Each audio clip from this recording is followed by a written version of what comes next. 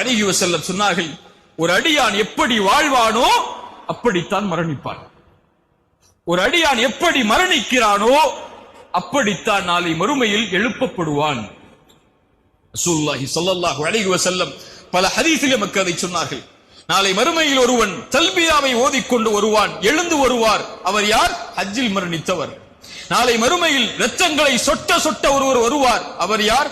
ஷஹீதில் மரணித்தவர். என்று அல்லாஹ்வுடைய தூதர் ஸல்லல்லாஹு அலைஹி வஸல்லம் ஒருவருடைய மரணத்துடைய முக்கியத்துவத்தை நினைவுபடுத்தி பல ஹதீஸ்களில் நமக்கு சொன்னார்கள். அல்லாஹ்வுடைய தூதர் ஸல்லல்லாஹு அலைஹி வஸல்லம் சொன்னார்கள், அழகான ஹதீஸ் அது, யாரை அல்லாஹ் நாடுகிறானோ, யாருக்கு அல்லாஹ் நலவை செய்வானோ அவர்களுக்கு செயல்களை செய்யுமாறு அல்லாஹ் மாற்றுவான். சஹாபாக்கள் கேட்டார்கள், யா அல்லாஹ், யா ரசூலல்லாஹ், என்ன செயல்களை செய்யுமாறு அல்லாஹ் மாற்றுவான்? அல்லாஹ்வுடைய தூதர் ஸல்லல்லாஹு அலைஹி வஸல்லம் சொன்னார்கள், யுவஃபிகுஹு லிஅமலின் ஸாலிஹின் கப்லல் மௌத்.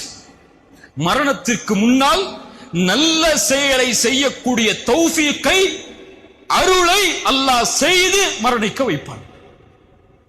பல நல்லவர்களுடைய மரணங்களை நீங்கள் பார்த்திருக்கலாம். சுஜூதில் மரணித்திருப்பார்கள், குர்ஆனை ஓதிய நிலையில் மரணித்திருப்பார்கள், தொழுகைக்கு தயாராகக்கூடிய நிலையில் மரணித்திருப்பார்கள், மார்க்கத்தை பற்றி பேசக்கூடிய சபையில் ஒரு அறிஞர் மரணித்திருப்பார்.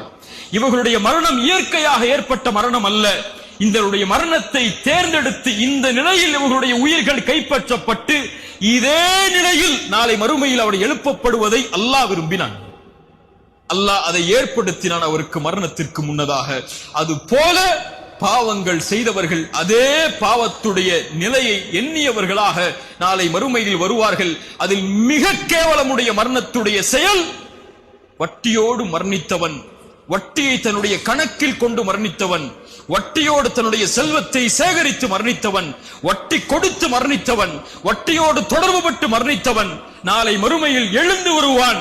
அந்த முஃமின்களுக்கு முன்னால், அந்த நல்லவர்களுக்கு முன்னால், அல்லாஹ் ஒதுக்கக்கூடிய வலதுபுற கூட்டத்திற்கு முன்னால், ஒட்டுமொத்த உலகத்திற்கு முன்னாலும் ஷைத்தானால் தீண்டப்பட்டவனை போல. அல்லாஹ் இந்த மரணத்தில் இருந்து நம்மை பாதுகாப்பானாக. ஏன்? ذلك بأنهم قالوا إنما البيع مثل الربا. ஏன் தெரியுமா? அவர்கள் சொன்னார்கள், வட்டியும் வியாபாரமும் ஒன்றுதான் என்று. வட்டி வியாபாரம் செய்தாலும் செல்வம் பெருகும், வட்டி பெற்றாலும் செல்வம் பெருகும் என்று வியாபாரத்தையும் வட்டியையும் தொடர்பு பட்டார்கள். அல்லாஹ் சொல்லுகிறான், வஹல்லல்லாஹுல் பைஅ வஹர்ரமர் ரிபா. அல்லாஹ் வியாபாரத்தை அனுமதிக்கிறான், அல்லாஹ் வட்டியை தடுக்கிறான்.